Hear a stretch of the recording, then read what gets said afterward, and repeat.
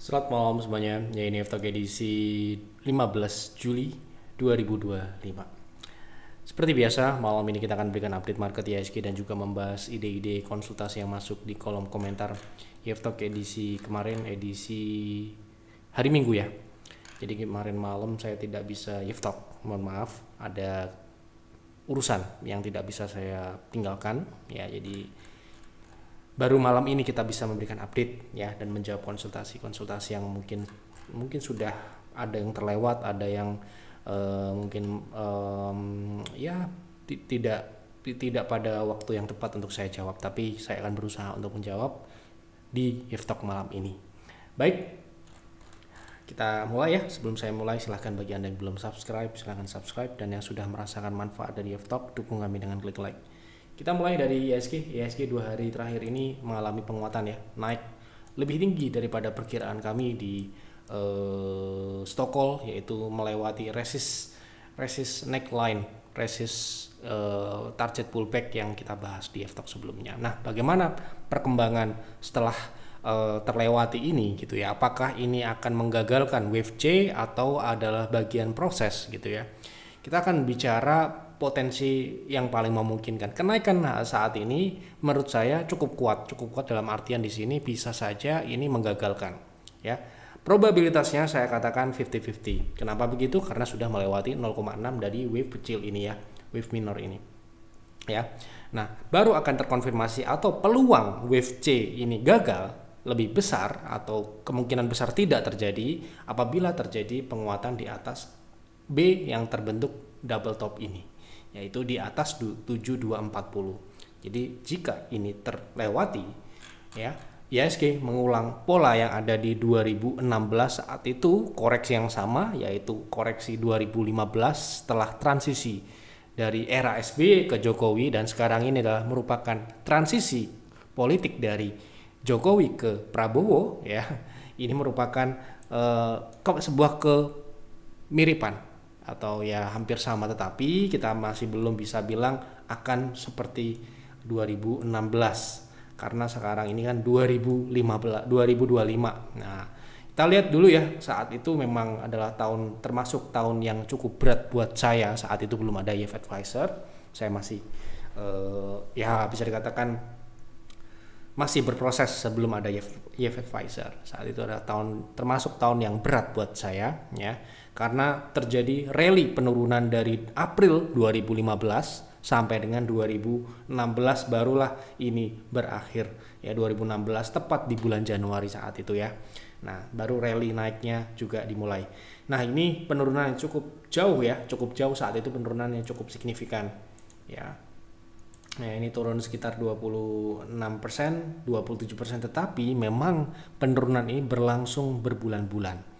Ya, ini mungkin kita bisa katakan tidak bisa kita compare persis sama dengan saat ini karena penurunan juga terjadi pada awal tahun sampai dengan di bulan April ini ya. Nah, kita lihat di sini ada pergerakan naik di mana harga tutup di atas EMA. Nah, ini seperti yang terjadi pada saat itu ya. Ketika IHSG naik kembali dari rally turun ya, naik ke atas EMA, ini ada proses konsolidasi. Ya, inilah yang saya bilang, konsolidasi ini mungkin dapat terjadi lebih besar peluangnya dalam proses wave C. Wave C ya, artinya ini adalah proses koreksi lanjutan dari sebelumnya. Jadi di sini kemungkinan bisa terjadi konsolidasi yang cukup panjang dengan catatan tidak terjadi kenaikan di atas 7240 tadi. Ya, jadi ini akan terjadi konsolidasi cukup panjang ya, dan bisa saja berbulan-bulan karena ini konsolidasi ini baru dimulai di bulan Juli ini. Ya. Jadi mungkin akan berkonsolidasi mungkin 1 sampai dengan 3 bulan. Dan ini bisa saja terjadi lebih ya, dengan catatan memang tidak terjadi ke atas 7240 tadi ya. Itu adalah catatan penting untuk kita harus pahami. Jika secara teknikal naik di atas 7240, IHSG akan memulai tren naiknya. Kenapa? Ini terkonfirmasi sebagai higher low setelah higher high-nya ini dilewati. Ya, higher low ini sudah terkonfirmasi dan seharusnya ya secara indikator tren ini sudah mulai bergerak naik. ya seperti itu. Makanya ya kita sekarang ini tetap berhati-hati karena memang belum ada konfirmasi di situ. Wave J tetap bisa berjalan dengan catatan tadi 7240 tidak terlewati. Ini ada pertanyaan yang sama mungkin ya. Sebentar ini ya. Izin konsul terkait strategi investasi, apakah kondisi saat ini belum tepat untuk invest? Bagaimana kenaikan ISG saat ini? Apakah Wave J masih berjalan atau seperti apa gambarannya untuk masukan investasi saya? Saya sudah akum BBRI di bawah 3.600-an sesuai arahan PIR namun belum maksimal. Sekali lagi ya, kami masih mengatakan saat ini masih dalam proses Wave J. Kenapa? Belum dilewati 7240. 7240 adalah level konfirmasinya. Jadi kalau misalkan Anda melakukan akumulasi saat ini menurut saya ini terlalu tinggi ya. Kenapa? Karena Wave J ini masih bisa, ada peluang tuh Wave J. Ya, apabila nanti naik di atas 7240 baru mungkin kita akan merevisi target akumulasi tadi ya. Ini secara umum ya, kita kan tidak akumulasi ISG tetapi kita akumulasi saham ya, mungkin BRI, mungkin BCA, mungkin BNI atau mungkin saham yang lainnya. Nanti kita tentukan secara masing-masing saham seperti apa kondisi teknikalnya, seperti itu. Misalkan BRI kita akumulasi terakhir di 3.600-an gitu ya, untuk menambah posisi yang di bawah gitu ya. Tetapi kita memang mengharapkan penurunan yang lebih dalam lagi gitu ya. Bisa terjadi, bisa. Tetapi tentunya kita harus menyesuaikan dengan market yang dinamis. Tidak semua prediksi kita akan sesuai dengan harapan. Ya, tidak bisa kita pastikan. Kalau kita bisa pastikan mah ya kita akan all in aja, all in itu loh, strategi all in saham BRI kita beli, bahkan kita akan ngutang, kita akan pakai margin dan sebagainya karena kami sudah pasti profit karena kita bisa memastikan. Tetapi kan kita tidak bisa memastikan itu, makanya kita tetap namanya investasi itu belinya bertahap untuk mengantisipasi hal-hal yang mungkin dapat terjadi lebih dari yang kita harapkan. Misalkan BRI kita prediksi turun 3.800, ternyata kita bisa dapat di 3.400-an ya, seperti itu misalkan. Sehingga saya rasa tidak perlu yang namanya terburu-buru atau yang namanya panik dalam berinvestasi, itu tidak boleh. Investasi itu adalah pikiran dingin. Kita harus benar-benar bisa mengontrol, kita punya tangan, kita punya kita tidak boleh impulsif dalam berinvestasi. Kita harus benar-benar sesuai dengan perhitungan dan kalkulasi yang kita sudah lakukan sebelumnya. Misalkan kita tidak bisa, apesnya tidak sesuai dengan harapan, BRI naik lebih tinggi, lebih cepat dan tidak turun lagi ke target akumulasi kita, ya udah, kita sudah akumulasi, setidaknya kita sudah punya ya gitu. Jadi itu adalah sebuah bentuk bahwa kita mengakui bahwa market ini dinamis dan tidak mungkin kita bisa sesuai dengan harapan kita semua gitu loh ya. Jadi kita harus sesuai dengan target akumulasi yang memang kita sudah tetapkan. Jangan sampai kita memaksakan, wah BRI ini ISG sudah Wave J-nya mungkin gagal dan kita harus beli BRI sekarang. Tidak juga ya, karena Anda bisa cek BRI turunnya lebih cepat daripada ISG ya di kuartal 2 2024. Padahal ISG baru turun di kuartal 3, kuartal 4 2024 sampai dengan kemarin bulan April gitu loh. Jadi tidak selalu ISG ini patokan kita sebagai secara umum, tetapi ketika kita berinvestasi ya kita harus melihat bagaimana kondisi teknikal dari saham tersebut. Tidak berpatokan hanya pada ISG, tetapi harus kita lihat bagaimana teknikal sahamnya yang kita ingin investasi gitu loh. Sekali lagi, ISG itu hanya pedoman kita untuk melihat kondisi market. Kita tidak berinvestasi pada ISG ya gitu. Jadi tunggu saja instruksi yang ada di PIR. Kalau Anda member PIR ya pastinya akan ada. Misalkan kita mau akumulasi pasti juga akan dikasih tahu kan, di sana ada instruksi jelas buy atau akum saham A di harga ini berapa banyak gitu ya. Oke, lanjut. Pak, bagaimana kelanjutan ENRJ? Saya masih hold sisa 5 PV. Apakah bisa ke TP2 PTR proteksi sekarang di berapa? Oke, kita lihat ya.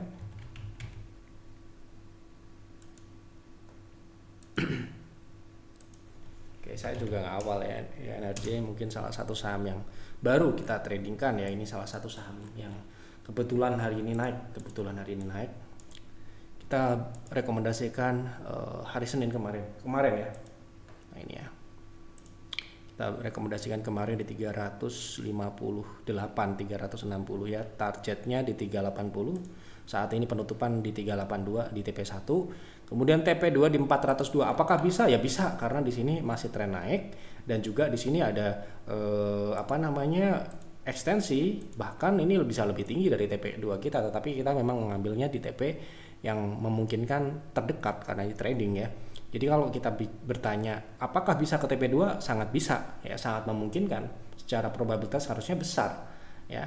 Karena ini ada potensi yang lebih tinggi di 440 misalkan, itu adalah ekstensinya. Tetapi kalau misalkan Anda sudah ada trading plan yang sudah jelas tertulis di situ TP-nya adalah di 402, ya take profitnya di situ.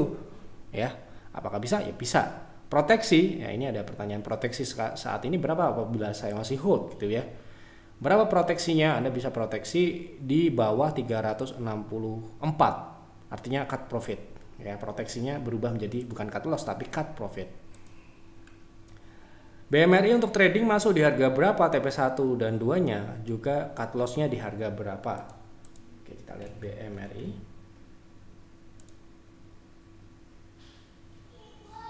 Oke. Kalau kita lihat di penutupan saat ini, swing yang berjalan saat ini swing turun ya sebenarnya, dan kalaupun dia naik, ruang pergerakannya relatif terbatas ya, hanya di 4.970 ini. Mungkin ini hanya berapa persen ya, sekitar 3 sampai dengan 6%. Ya kalau menurut Anda ini cukup, bisa untuk trading di harga saat ini karena relatif berada di support dengan stop loss ketat di 4650 dengan TP di 4810 dan TP kedua di 5000 ya. Itu hanya 5% sekali lagi untuk swing trading gitu. Menarik atau tidak? Menurut kami tidak menarik, tapi menurut Anda menarik silahkan. Oke. Malam Pak, tolong bahas saham Ratu untuk trading. Jika entry di harga saat ini, TP dan SL-nya di berapa?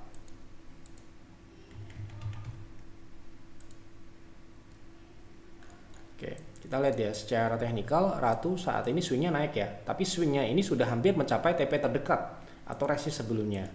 Ini adalah TP terdekatnya di 8075 ya. Jadi kalau kita bisa lihat di sini mungkin potensinya terbatas di situ. Berapa persen? Nah ini menarik atau tidak ya, sekali lagi saya kembali kepada Anda ya, sekitar 4%. Ekstensi ada potensi ke ekstensi, tetapi secara risk ya kemungkinan ini cukup tinggi, yaitu sekitar 8%. 8% di 7.000 ini adalah support terdekat. Jika turun ke sini harus di stop loss secara teknikal ya. Nah makanya kalau Anda mau trading di saham Ratu, saran saya buy on weakness di sekitar 7.400 sampai dengan 7.350. Ini memungkinkan ya untuk buy on weakness dengan TP di 8.050, itu sekitar 9%. TP kedua ya, kemungkinan Ratu masih akan uptrend ataupun swing naik ini bisa berlanjut sampai dengan area 9.200-an. Itu TP area selanjutnya. Mau analisa saham ADI untuk swing, best price di berapa ya? Kita lihat untuk trading ya. Oke, sekarang ini sedang konsolidasi ya. Jadi kalau kita bicara trading, tentu saja ruang konsolidasi ini kan terbatas ya. Jadi menarik atau tidak, sekali lagi saya kembali kepada Anda, tapi kemungkinan besar tidak terlalu menarik ya. Ini ruang gerak naiknya hanya di 7.250, itu sekitar 3%, sedangkan risk ke support konsolidasi karena ini saat ini berada di tengah ya atau middle area, itu sekitar 3%. Jadi kalau misalkan kita asumsikan kalau mau trading di saham ini agar ruang naiknya lebih tinggi, ya harus tunggu breakout di atas 7.250 untuk TP di 7.800 sampai dengan 8.000 ya, seperti itu. Jadi sekarang ini menurut saya wait and see dulu. Mohon bantuan analisa saham BSD untuk investasi, apabila layak mohon strategi entry-nya. Tentu saja kita sudah pernah bahas BSD adalah salah satu saham yang layak, tetapi sekarang kan sudah naik posisinya ya, relatif sudah naik. Terakhir kita bahas di April ini ya, saat market crash, saat itu market turun ya, saat IHSG turun ya di bawah. Sebenarnya di harga saat ini pun masih oke ya, secara fundamental saya sekali lagi saya sampaikan ini layak invest. Sudah pernah saya bahas, salah satu properti yang menurut saya bisa dikategorikan saham cukup layak karena harga sahamnya turun dengan fundamental yang cukup baik ya, ini adalah BSD ya. BSD ini termasuk yang pertumbuhannya cukup baik tahun kemarin dan untuk saat ini mungkin masih dalam proses pertumbuhan juga, tapi kita akan lihat nanti kuartal kedua.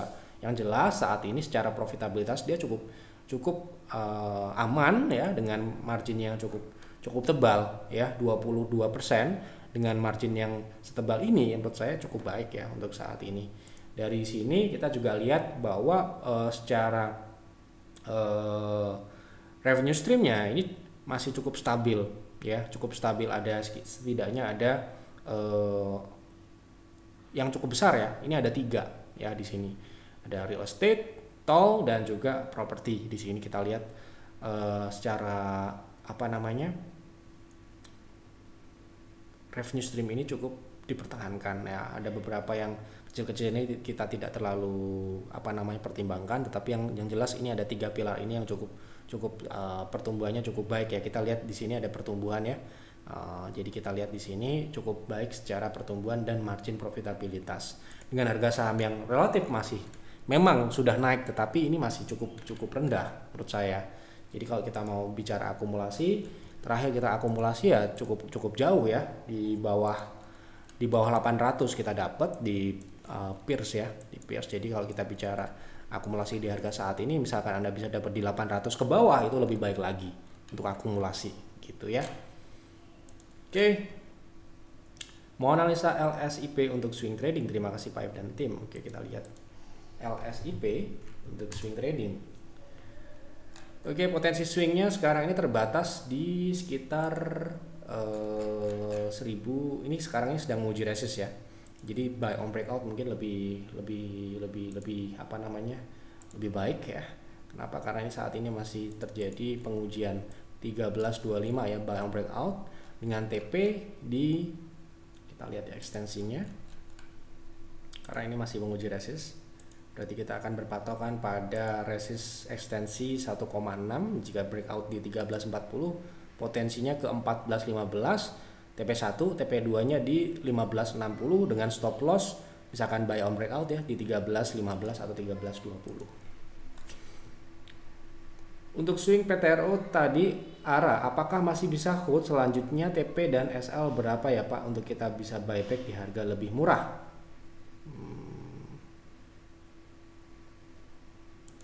Sudah dijual apa belum ya? Saya harus juga tahu ya. Kalau jualnya di harga yang bagus ya kita bisa katakan kita bisa buyback. Tetapi kalau jualnya nggak bagus ya buybacknya nanti mungkin harganya bisa lebih tinggi gitu ya. Nah, kalau kita lihat di sini penutupan hari ini nggak bagus ya, karena ini candle netral, ini bisa ke bawah gitu ya. Nah ini ya, jadi kalau candle kembar seperti ini bisa ke bawah. Kalau buyback mungkin kalau Anda sudah jualan, saya nggak tahu Anda sudah jualan atau belum ya. Paling tidak kan di 0,3 ya, 0,3 ini di 3.700 minimal di situ. Base price ya di gap ini ya, tepat di gap di 3.250. Mungkin di situ kalau mau buyback. Malam Pak F, saham aman apakah menarik untuk swing trade? Terima kasih, semoga Pak F selalu dikasih kesehatan, amin. Terima kasih doanya. Saham aman ya, AMAN. Oke, kita lihat aman. Secara teknikal swingnya sekarang ini swing naik ya, walaupun hari ini candle merah, tetapi ini swingnya tetap swing naik ya. Kita lihat kecenderungannya ini swing naik. Bisa untuk swing trade ya dengan TP ya, kita lihat dulu ya. TP terdekat di 0,6 itu di 113 itu di 7%-an ya. Anda bisa ambil satu tick di bawahnya misalkan di 112 dengan stop loss di bawah 101 atau 100 pas. Di situ bisa stop loss. Untuk TP kedua ada di shadow, resist shadow di 126. Begitu. Menarik ya. Assalamualaikum. Waalaikumsalam. Tolong bahas APEX untuk swing trade. Apakah sudah boleh masuk di harga sekarang? TP, SL dan SL-nya di berapa? Terima kasih. Oke, kita lihat APEX apakah bisa untuk swing trading. Nah, ini swingnya turun ya. Jadi kalau swingnya lagi turun begini ya kita harus menunggu di target turunnya di gap support 111. Ya, tunggu di situ. Tunggu ya, bukan dibeli ya. Kalau dia rebound Anda bisa ikutin. Mohon bahas saham GZCO Gosco untuk swing trading. Apakah bisa masuk di harga sekarang? Tolong info TP1 2 SL-nya. Terima kasih sebelumnya. Semoga Pak F dan tim sukses selalu. Amin. Untuk swing trading Gosco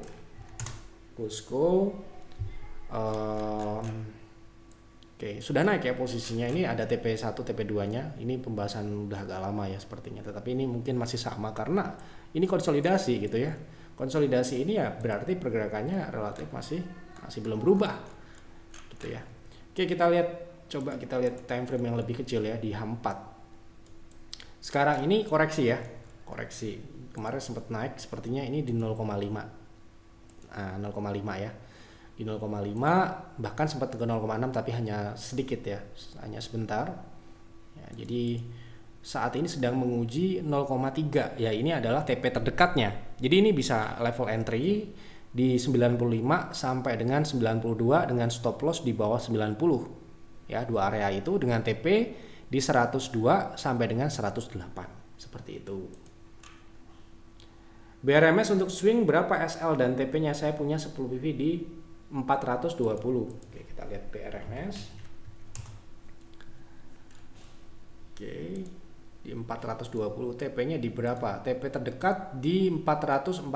Sebenarnya sekarang ini 0,3 TP1, tapi TP selanjutnya di 448 dan TP yang ideal di 462. Stop loss Anda bisa pasang di 414 atau 412. Seperti itu.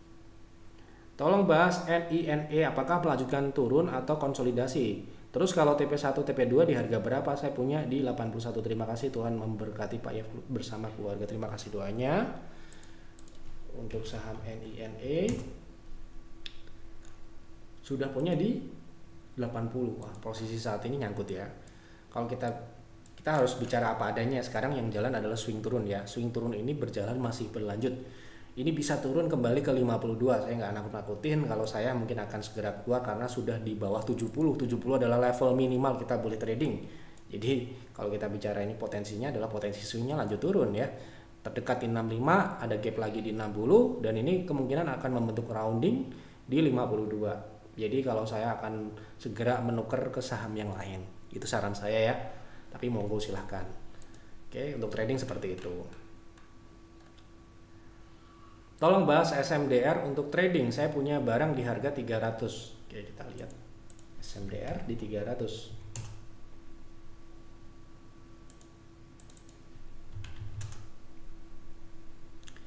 Oke, untuk SMDR secara teknikal masih naik ya. Sebenarnya ini swingnya masih naik.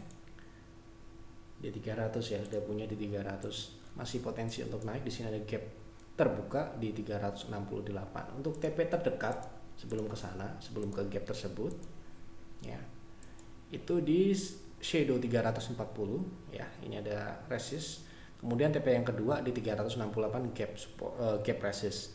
Untuk proteksi atau cut profit di modal 320 seperti itu. Lanjut ya.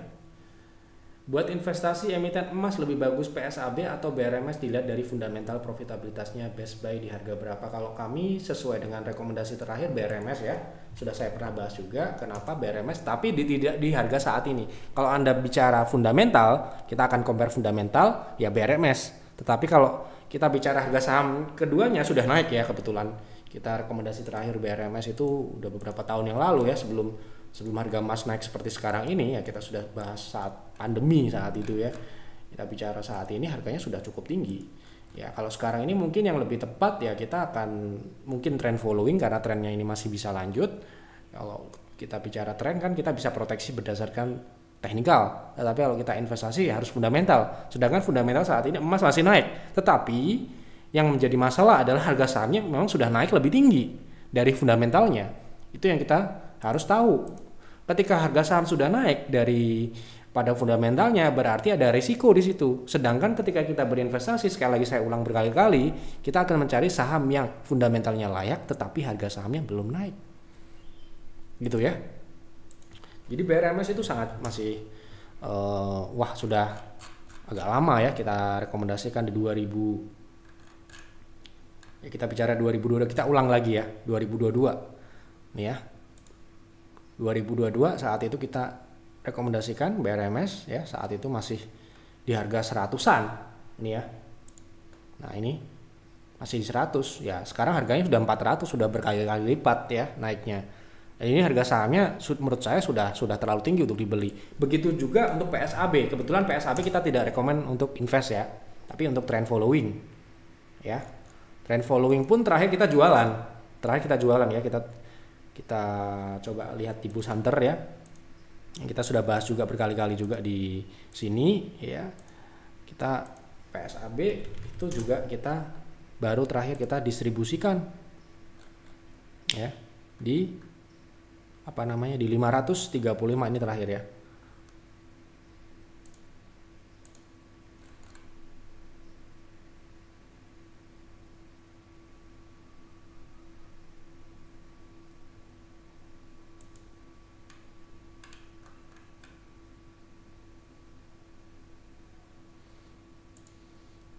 Nah ini di di 500 berapa ini? Kok 500? 600, hampir 600 ya. 600.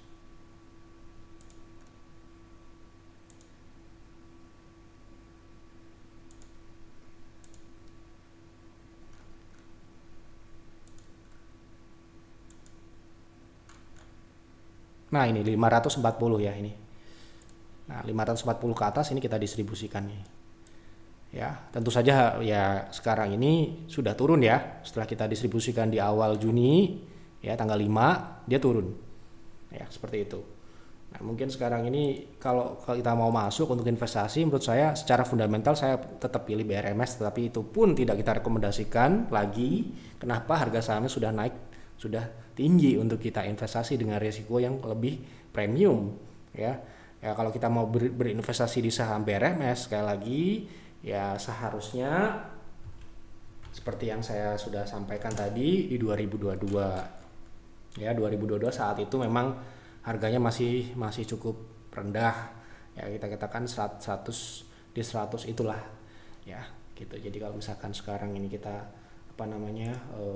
baru berpikir mau berinvestasi, mohon maaf saya harus katakan terlambat.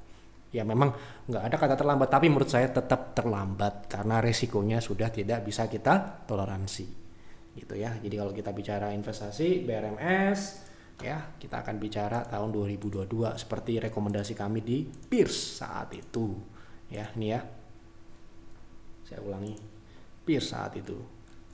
Nah ini ya BRMS di Februari 2022 saat itu harganya masih di sini nih ya, Januari Februari ini. Setelah kita rekomendasikan kebetulan memang langsung naik ya, langsung rally 100% lebih. Nah, kalau kita lihat dari sekarang naiknya sudah berapa ratus persen, sudah 260% ya, 260% ya tentu saja sudah sangat tinggi buat saya. Sekali lagi, wah Pak saya risiko berapapun saya tetap berani, wah monggo, tapi kalau kami sekali lagi sudah tidak rekomen lagi meskipun secara harga saham kemungkinan masih bisa naik lagi.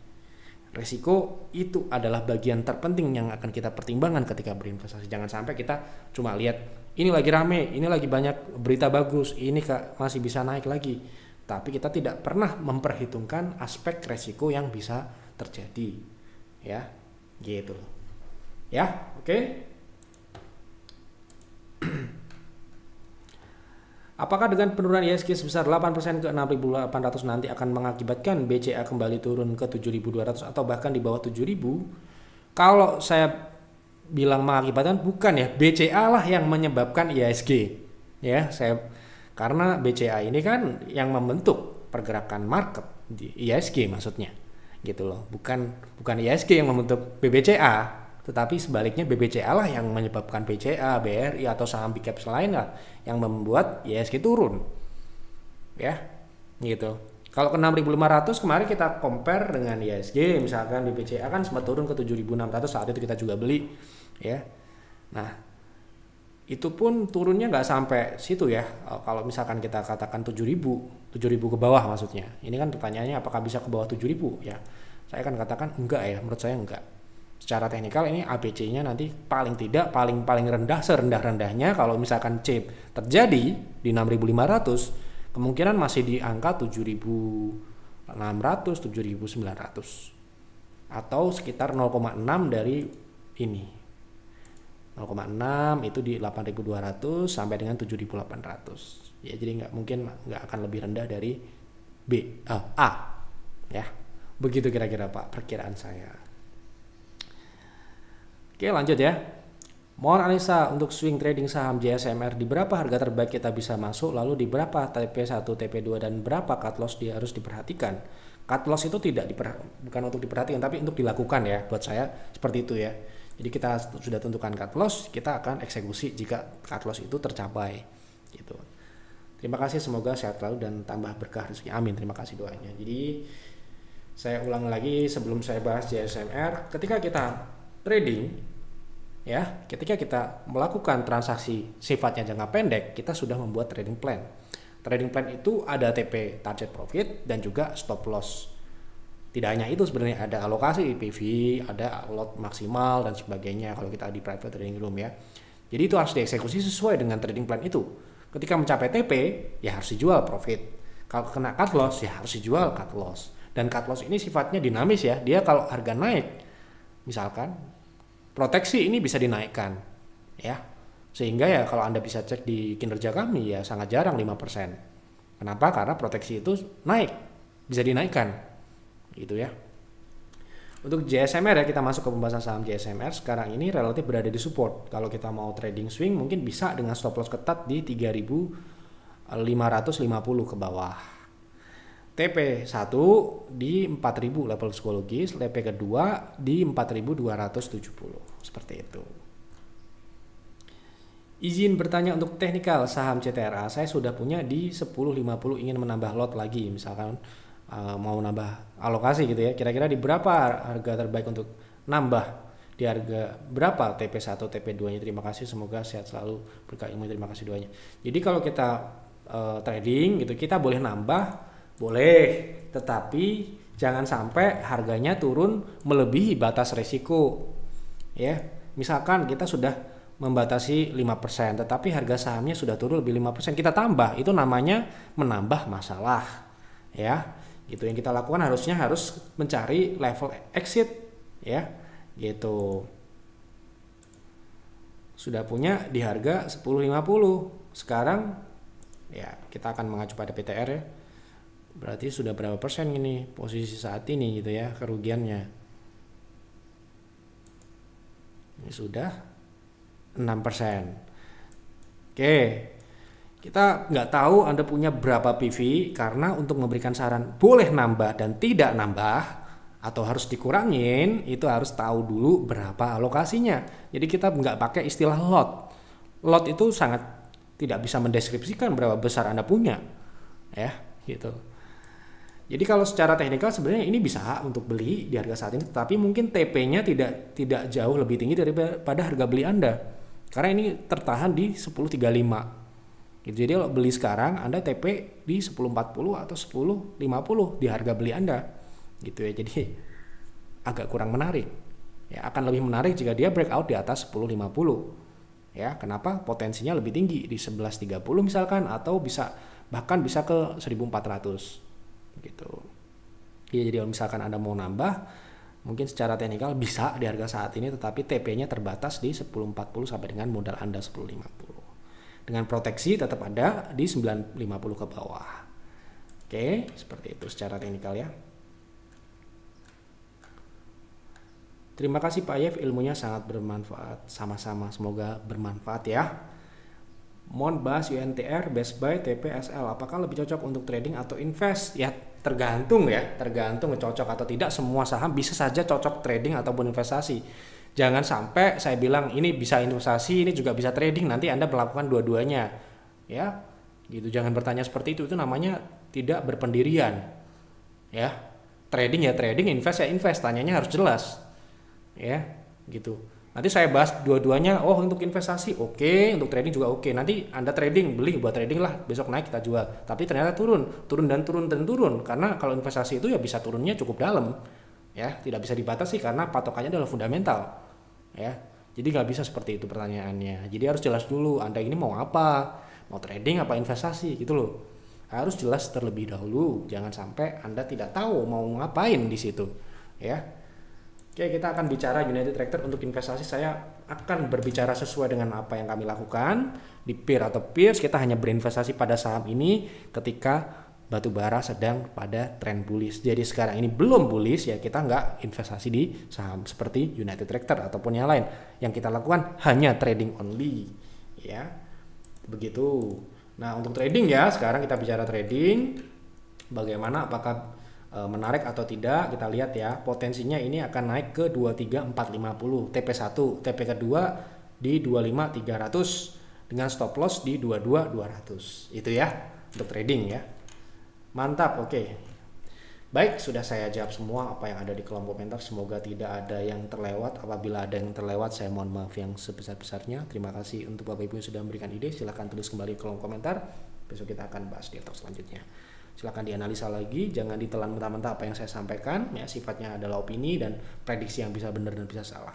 Selamat malam dan selamat beristirahat.